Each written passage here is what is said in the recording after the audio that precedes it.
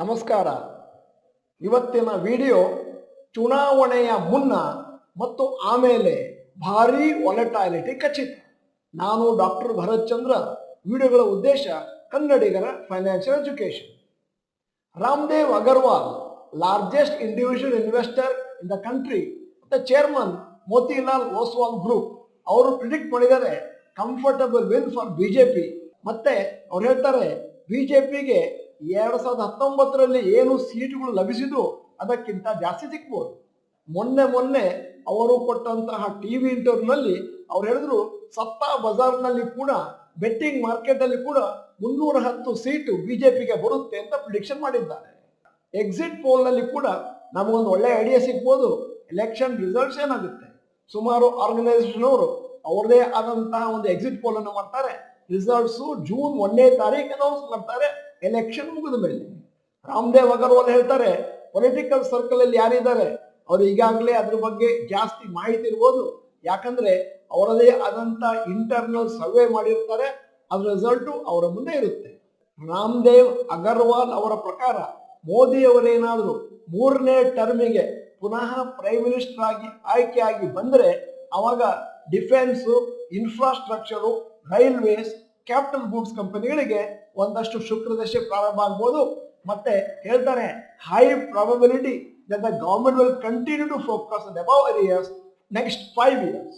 ಇನ್ನೂ ಒಂದು good news ಇದೆ ಹೂಡಿಕೆದಾರರಿಗೆ. ಇದೇ ಗೌರ್ಮೆಂಟ್ ವಾಪಸ್ ಬಂದ್ರೆ ಬಜೆಟ್ ಅಲ್ಲಿ ಅಂದಾಜು 11.03 ಲ್ಯಾಕ್ ಕ್ರೋರ್ಸ್ ನ ಫೈನಾನ್ಷಿಯಲ್ ಇಯರ್ 2024-25 ಅಲ್ಲಿ ಇನ್ಫ್ರಾಸ್ಟ್ರಕ್ಚರ್ಗೋಸ್ಕರ ಖರ್ಚು ಮಾಡ್ತಾ ಇದ್ದಾರೆ.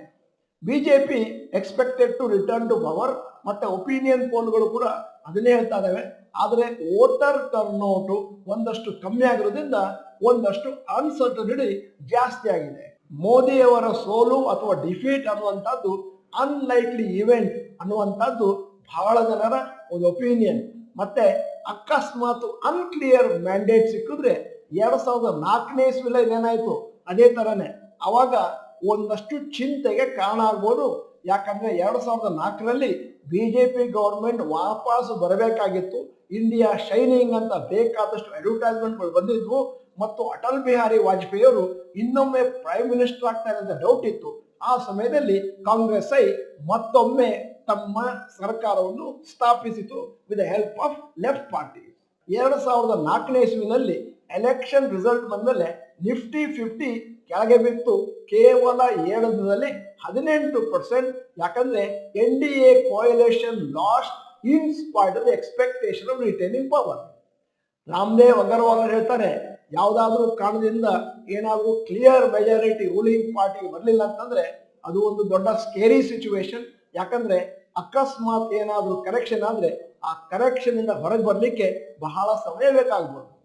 ಜನ ಏನು ಮಾತಾಡ್ಕೊಳ್ತಾ ಇದ್ದಾರೆ ಮತ್ತು ತಿಳಿದುಕೊಂಡಿದ್ದಾರೆ ಅಂತಂದ್ರೆ ಬಿಜೆಪಿ ಏನಿದ್ದರೂ ಕೂಡ ಪುನಃ ಸರ್ಕಾರವನ್ನು ಫಾರ್ಮ್ ಮಾಡುತ್ತೆ. ಆದರೆ ಬಿಜೆಪಿಯವರು ಪುನಃ ವಾಪಸ್ ಬರ್ತಾರೆ ಸರ್ಕಾರಕ್ಕೆ ಅಂತ ಗೊತ್ತಿದ್ರು ಕೂಡ ಸುಮಾರು ಅನ್ಸರ್ಟನಿಟಿ ಇದೆ. ಯಾವ ಕಾರಣದಿಂದ ಅಂತಂದ್ರೆ ಜುಲೈಯಲ್ಲಿ ಒಂದು ಹೊಸ ಬಜೆಟ್ ಬರುತ್ತೆ. ಅವಾಗೇನಾದ್ರೂ ಷೇರು ಮಾರುಕಟ್ಟೆ ಮೇಲೆ ಕ್ಯಾಪಿಟಲ್ ಗೇನ್ಸ್ ಟ್ಯಾಕ್ಸ್ ಅನ್ನ ಜಾಸ್ತಿ ಮಾಡಿದ್ರೆ ಅಥವಾ ಹೊಸದಾಗಿ ಏನಾದ್ರೂ ಕ್ರಮಗಳನ್ನು ಕೈಗೊಂಡ್ರೆ ಅವಾಗ ಅದು ನೆಗೆಟಿವ್ಲಿ ಇಂಪ್ಯಾಕ್ಟ್ ಮಾಡುತ್ತೆ ಸ್ಟಾಕ್ ಮಾರ್ಕೆಟ್ಗೆ. ಸದ್ಯದ ಮಟ್ಟಿಗೆ ಸರ್ಕಾರದವರು ಕ್ಯಾಪಿಟಲ್ ಗೇನ್ಸ್ ಟ್ಯಾಕ್ಸ್ ನಲ್ಲಿ ನಾವೇನು ಚೇಂಜಸ್ ಮಾಡೋದಿಲ್ಲ ಅಂತ ಯಾವ ಹೇಳಿಕೆಯನ್ನು ಕೊಟ್ಟಿಲ್ಲ. ಹಿಂದಿನ ದಿನಗಳ ಚರಿತ್ರೆ ಮತ್ತು ಸರಾಸರಿ 5 ಎಲೆಕ್ಷನ್ಗಳಲ್ಲಿ ಏನಾಯಿತು ಅಂತ ನೋಡಿದ್ರೆ ಪೋಸ್ಟ್ ಎಲೆಕ್ಷನ್ ರ್ಯಾಲಿ ಒಂದು ಅಂದಾಜು 17% ಬರ್ಲಿಕ್ಕಿದೆ ಮುಂದಿನ 6 ತಿಂಗಳಲ್ಲಿ. ಆದರೆ ಇಲ್ಲಿ ಅನ್ಸರ್ಟನಿಟಿ ಏನಿದೆ ಅಂತಂದ್ರೆ ಮಾರುಕಟ್ಟೆ ಪುನಃ ಒಂದಷ್ಟು ಕೆಳಗೆ ಹೋಗಿ ಮೇಲಕ್ಕೆ ಬರುತ್ತಾ ಅಥವಾ ಇಲ್ಲಿಂದನೇ ಆ 17% ಸ್ಟಾರ್ಟ್ ಆಗುತ್ತಾ ಅನ್ನುವಂಥದ್ದು ಯಕ್ಷ ಪ್ರಶ್ನೆ. ಎಲೆಕ್ಷನ್ ಅಲ್ಲಿ NDA ತಿರುಗಿ ತನ್ನ ಸರ್ಕಾರವನ್ನು ಫಾರ್ಮ್ ಮಾಡುತ್ತೆ ಅಂತ ಎಲ್ಲಾ ಪೋಲುಗಳು ಎಲ್ಲಾ ರಿಸಲ್ಟ್ಗಳು ಹೇಳಿದ್ರು ಕೂಡ ಒಂದಷ್ಟು ಅನ್ಸರ್ಟನಿಟಿ ಇದೆ. ಯಾಕಂದ್ರೆ ಎಷ್ಟು ಮಾರ್ಜಿನ್ ಅಲ್ಲಿ NDA ತನ್ನ ಸರ್ಕಾರವನ್ನು ಫಾರ್ಮ್ ಮಾಡುತ್ತೆ. ಅದರಿಂದಾಗಿ ಎಲೆಕ್ಷನ್ ರಿಸಲ್ಟ್ ಬರುವವರೆಗೂ ಬೇಕಾದಷ್ಟು ಅನ್ಸರ್ಟನ್ ಇರುತ್ತೆ. ಮತ್ತು ಎಲೆಕ್ಷನ್ ರಿಸಲ್ಟ್ ದಿನ ಜೂನ್ 4ನೇ ತಾರೀಕು ಕೂಡ ಮಾರುಕಟ್ಟೆ ಬೇಕಾದಷ್ಟು ವೊಲಟಾಲಿಟಿಯನ್ನು ಕಾಣುವಂತ ನಿರೀಕ್ಷೆ ಇದೆ. ಯಾಕಂದ್ರೆ ಮೇಲೆ ಕೆಳಗೆ ಹೋಗ್ಬೋದು, ಸೀಟ್ಗಳು ಅನೌನ್ಸ್ ಆಗ್ತಾ ಇದ್ದ ಹಾಗೆ. ಈ ಕಾರಣದಿಂದಾಗಿ ಇಂಡಿಯಾ ವೀಕ್ಸ್ ಏನಿದೆ ಅದು ಬಹಳ ಮೇಲಕ್ಕೆ ಹೋಗ್ಬಿಟ್ಟಿದೆ. ಮತ್ತು ಎಲ್ಲರ ಗೆಸ್ ವರ್ಕ್ ಏನು ಅಂತಂದ್ರೆ, ಒಮ್ಮೆ ಎಲೆಕ್ಷನ್ ರಿಸಲ್ಟ್ ಬಂದ ಮೇಲೆ ವಿಕ್ಸ್ ವ್ಯಾಲ್ಯೂಸ್ ಕಮ್ಮಿ ಆಗ್ಬೋದು, ಕೆಳಗೆ ಬರ್ಬೋದು, ಆವಾಗ ಬಹುಶಃ ನಿಫ್ಟಿ ಮೇಲಕ್ಕೆ ಹೋಗ್ಬೋದು. ಮುಂದಿನ 6 ತಿಂಗಳು ಈ ಸರ್ಕಾರ ವಾಪಸ್ ಬರುತ್ತೆ, ಇಲ್ಲ ಇನ್ಯಾವುದೋ ಒಂದು ಸರ್ಕಾರ ವಾಪಸ್ ಬರುತ್ತೆ ಅಂತ ಇದ್ರೂ ಕೂಡ ಮಾರುಕಟ್ಟೆಯಲ್ಲಿ ವಾಲಟಾಲಿಟಿ ಬಹಳ ಜಾಸ್ತಿ ಇರುತ್ತೆ. ಮತ್ತು ಅದಕ್ಕೋಸ್ಕರ ಇನ್ವೆಸ್ಟರ್ಸ್ ರೆಡಿ ಇರಬೇಕು, ಮಾರುಕಟ್ಟೆ ಯಾವ ಡೈರೆಕ್ಷನ್ ಹೋದ್ರೂ ಕೂಡ. ಆದರೆ ಇಲ್ಲಿ ಒಂದು ಕಿವಿ ಮಾತು, ಯಾವುದೇ ಕಾರಣಕ್ಕೂ ಫೈನಲ್ ಆಗಿ ಷೇರು ಮಾರುಕಟ್ಟೆ ಓವರ್ ದ ಟೈಮ್ ದೀರ್ಘಾವಧಿಯಲ್ಲಿ ಮೇಲಕ್ಕೆ ಹೋಗುವಂತದ್ದೇ. ಈ ಟೆಂಪ್ರರಿ ಫ್ಯಾಕ್ಟರ್ನ ಆದಷ್ಟು ನಾವು ಟೆಂಪ್ರರಿ ಆಗಿ ಡೈಜೆಸ್ಟ್ ಮಾಡ್ಕೋಬೇಕಾಗುತ್ತೆ. ಈಗ ವಿಡಿಯೋದ ಕೊನೆಯಲ್ಲಿ ಒಂದು ಇಂಟ್ರೆಸ್ಟಿಂಗ್ ಕ್ವಿಜ್ ಕ್ವಶನ್ ಕೇಳ್ತಾ ಇದ್ದೇನೆ. LIC ಚೇರ್ಮನ್ ಅವರು ನಾವು ಈ ಬಿಸ್ನೆಸ್ಗೆ ಎಂಟರ್ ಆಗ್ತೀವಿ ಅಂತ ಇಂಟ್ರೆಸ್ಟ್ ಅನ್ನು ತೋರಿಸಿದ್ದಾರೆ. ಯಾವುದು ಅದು ಅಂತ ನಿಮ್ಮ ಮುಂದೆ 4 ಆಯ್ಕೆಗಳನ್ನು ಇಟ್ಟಿದ್ದೇನೆ. A, payments business such as phone pay. B, home loans. C, health insurance. D, credit cards. ನೀವು ಡಾಕ್ಟರ್ ಭರತ್ ಚಂದ್ರ ಇನ್ಸ್ಟಿಟ್ಯೂಟ್ ಕನ್ನಡ ಚಾನೆಲ್ ಮೆಂಬರ್ ಅಲ್ಲ ಅಂತಂದ್ರೆ ಇದೀಗ ಸಮಯ ಸಬ್ಸ್ಕ್ರಿಪ್ಷನ್ ಬಟನ್, ಬೆಲ್ ಐಕಾನ್ ಒತ್ತಿ. ವಿಡಿಯೋ ಚೆನ್ನಾಗಿದ್ರೆ ಲೈಕ್ ಬಟನ್ ಒತ್ತೋದನ್ನು ಮರಿಬೇಡಿ. ವಿಡಿಯೋನ ನಿಮ್ಮ ಎಲ್ಲಾ ಸ್ನೇಹಿತರಿಗೂ ಫಾರ್ವರ್ಡ್ ಮಾಡಿ.